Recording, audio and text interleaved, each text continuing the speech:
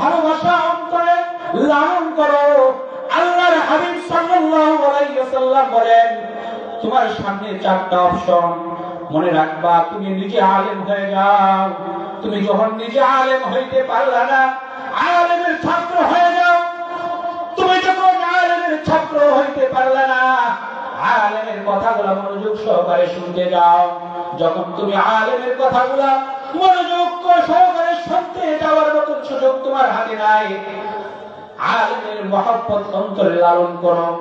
আলেমের মহব্বত যখন অন্তরে লালন করতে পারবে না, মনে রাখবা আল্লাহর হাবিব সাল্লাল্লাহু আলাইহি ওয়াসাল্লাম বলেন, ওয়ালা তাকুন খামিসান, বান্দা শোনো শোনো আমার উম্মত, ওয়ালা তাকুন খামিসান, তোমরা পঞ্চম নাম্বারটা হবে না, পঞ্চম অপশনে যাইবা না।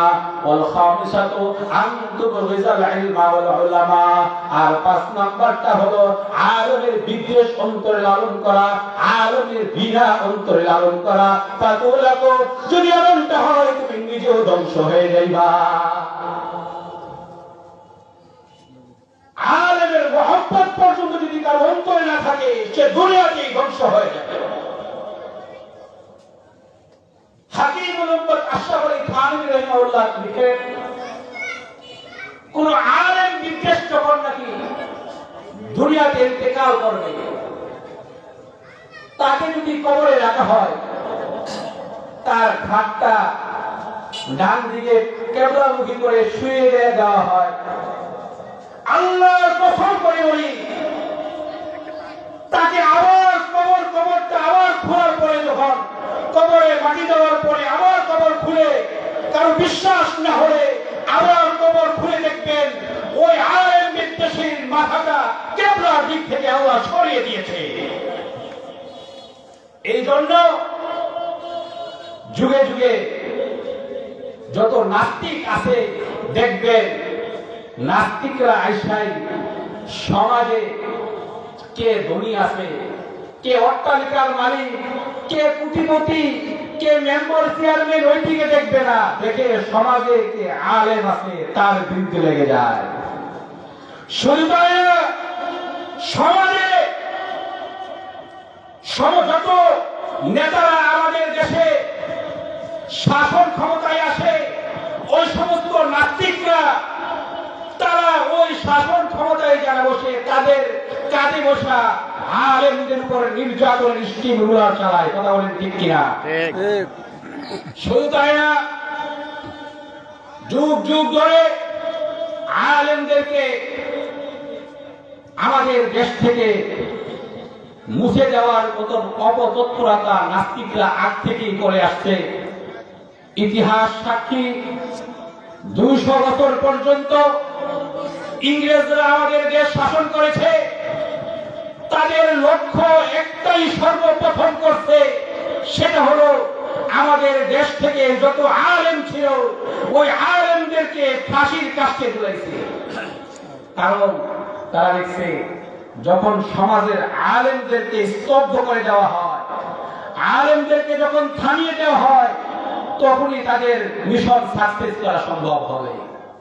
কিন্তু তারা জানে না, এই জমিন আলেম উলামায়ে জমিন, এই জমিন শাহজালাল ইয়ামানির জমিন, এই জমিন শাহজালাল ইয়ামানির শাহবারের জমিন, এই জমিন মুফতি আলীর জমিন, এই জমিন কোন সময় নাস্তিকদেরকে ঠাঁই দেয় না। সুতরাং যে সমস্ত নাস্তিকরা আবার তাদের মিশন চালায় আলেমদেরকে স্তব্ধ করার জন্য, আলেমদেরকে কণ্ঠরোধ করার জন্য, আমি তাদেরকে সুস্পষ্ট ভাষায় জানিয়ে দিতে চাই, তোমরা যতই আলেমদেরকে স্তব্ধ করতে চাইবা, আল্লাহ পাক তাদের মর্যাদা আরো বাড়িয়ে দিবে। কথা বলেন ঠিক কিনা? আল্লাহ পাক কোরআনে পাকের মধ্যে ঘোষণা করেন, ইয়ারফাইল্লাহুল্লাযীনা আমানু মিনকুম ওয়াল্লাযীনা উতুল ইলমা দারাজাত। হে মানুষেরা শোনো, যারা নাকি মুসলমান, তোমাদের মধ্যে যারা নাকি আলেম হয়েছে আর যারা আলেম হয় নাই, আমি আল্লাহ আলেমদের মর্যাদা বাড়িয়ে দিয়েছি। আলেমদের মর্যাদা আল্লাহ পাক নিজে ঘোষণা করেন, ইয়ারফাইল্লাহুল্লাযীনা আমানু মিনকুম, তোমাদের ঈমানদারের মধ্যে যারা নাকি আলেম হয়েছে আমি আলেমদের মর্যাদা বাড়িয়ে দিয়েছি। সুতরাং আল্লাহ তাদের মর্যাদা বাড়িয়ে দেয়, তাদের মর্যাদা কমাইতে কেউ পারবে? আওয়াজ দিয়ে বলেন, কেউ পারবে? আল্লাহ পাক বাড়িয়ে দিয়েছে আলেমদের মর্যাদা। সুতরাং আমাদের প্রতিবেশী রাষ্ট্র তাদের মাথা গরম হয়ে যায় আলেমদেরকে দেখলে। এই জন্য কলেজ ইউনিভার্সিটিতে অস্ত্রের ঝনঝনানি চলে, ওখানে অস্ত্র খোঁজার জন্য যায় না, তারা অস্ত্র খোঁজার জন্য যায় ওই সমস্ত মাদ্রাসাগুলোতে, যেখানে ছোট্ট ছোট্ট বাচ্চারা রাতের এই কনকনা শীতে ঠান্ডা পানিতে ওযু করে আল্লাহর দরবারে নামাজে দাঁড়িয়ে যায়, তাদের যাই নামাজের নিচে অস্ত্র খুলতে যায়। কথা বলেন ঠিক কিনা?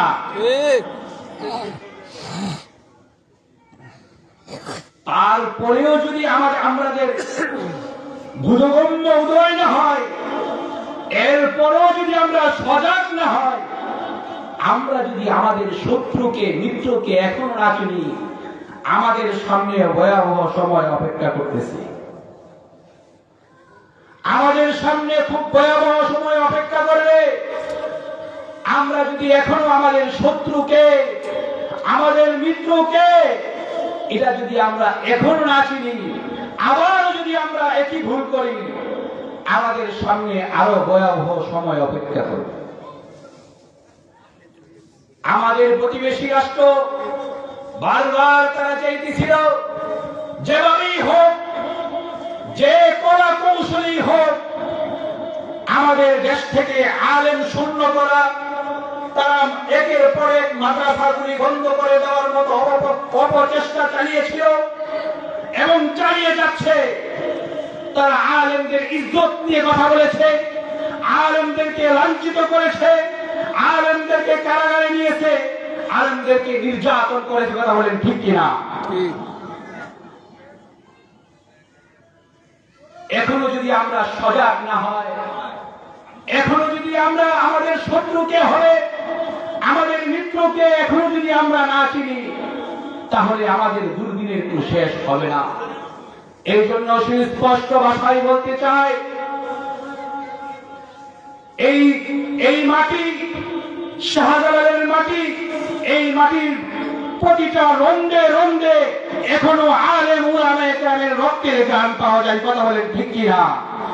এদেশের মানুষ তারা অন্তর থেকে আলেম উলামায়ে কেরামকে মহব্বত করে, ভালোবাসে।